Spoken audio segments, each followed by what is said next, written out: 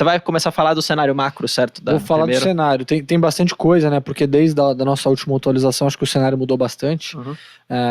Principalmente olhando para o cenário local, né? Muitas mudanças foram positivas. A gente até debateu isso nos nossos updates macro aqui com o Zé. Muitas sinalizações positivas em termos de redução de risco para o Brasil. A gente teve a reafirmação ali da autonomia do Banco Central, que foi um dos grandes movimentos que ajudou na melhora da percepção de risco local. A gente também teve dados de atividade melhores do que o esperado, então o PIB surpreendendo para cima, fez com que ao longo desses últimos 3 ou 4 meses as perspectivas do mercado fossem revisadas também para cima, e aí naturalmente a gente viu o juros cedendo. No último mês, em agosto, esse cenário ele acabou mudando um pouco, tá?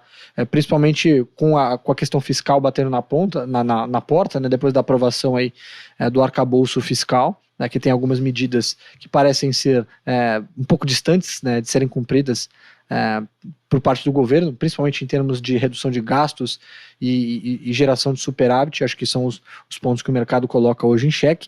E a gente tem a questão do mercado externo, tá? Acho que o mercado externo tem algumas variáveis importantes que vêm mexendo, né, no fluxo de Brasil. E a gente pode falar aqui da taxa de juros nos Estados Unidos, que atingiram um patamar muito, muito alto aí durante o mês de agosto. Se a gente for olhar o 10 anos americano, passando dos 4,20%, né, dos 4,20%. Então fez com que o diferencial de juro entre Brasil e Estados Unidos diminuísse, o que naturalmente faz com que os investidores migrem para ativos um pouco mais defensivos, que é o caso desses títulos de dívida americana de 10 anos.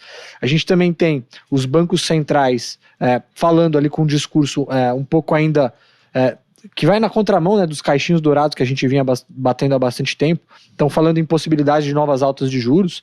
A gente vê, por exemplo, no mercado americano, atividade em alguns setores, principalmente do ponto de vista de geração de vagas de emprego, ainda forte. Então isso acaba preocupando alguns diretores ali do Fed.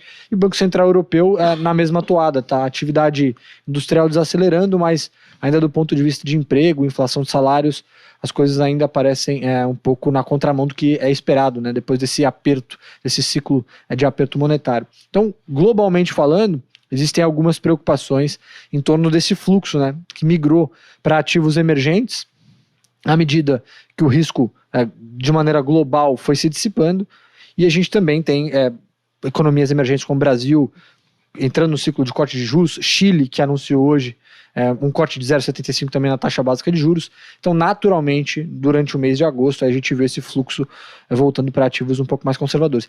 E o ponto, acho que mais obscuro de todos e mais incerto, que gera mais preocupação, é a China, né?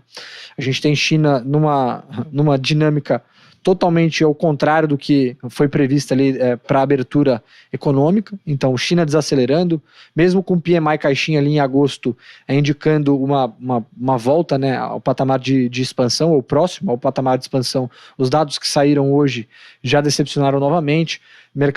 O desemprego entre jovens na China também crescendo bastante, então é um dado que preocupa. Aparentemente, China vai crescer menos do que o mercado espera.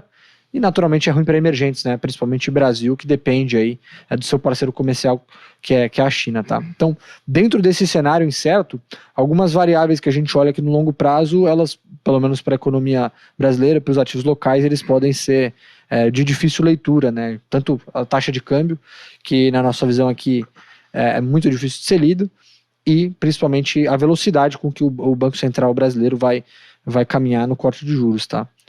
Justamente porque depende de variáveis externas. Mas o cenário de atividade ainda é bom, né? Acho que esse é o principal ponto.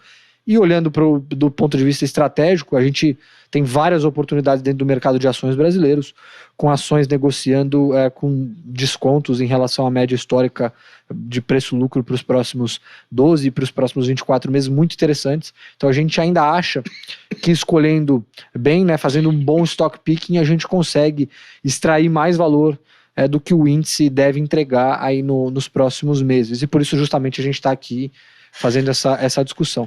Acho que eu tentei fazer um expresso do cenário aqui. Qualquer coisa depois, se a gente tiver mais dúvidas ou oportunidade de se debruçar um pouquinho dentro de cada um dos setores, né, a gente vai falando. Boa, e tem, óbvio, tem o relatório também, né? Que o pessoal pode acabar No relatório lendo está isso muito tudo mais lá. completo do que isso, tá? A gente fala de cenário de crédito, a gente fala do cenário do diferencial de juros Brasil e Estados Unidos, tem os dados econômicos do Brasil que acabaram surpreendendo, inflação em algum momento veio abaixo do que o mercado esperava, enfim, tudo isso está explicado lá no relatório. Também não vou contar aqui tudo para também não me estender mais. Boa.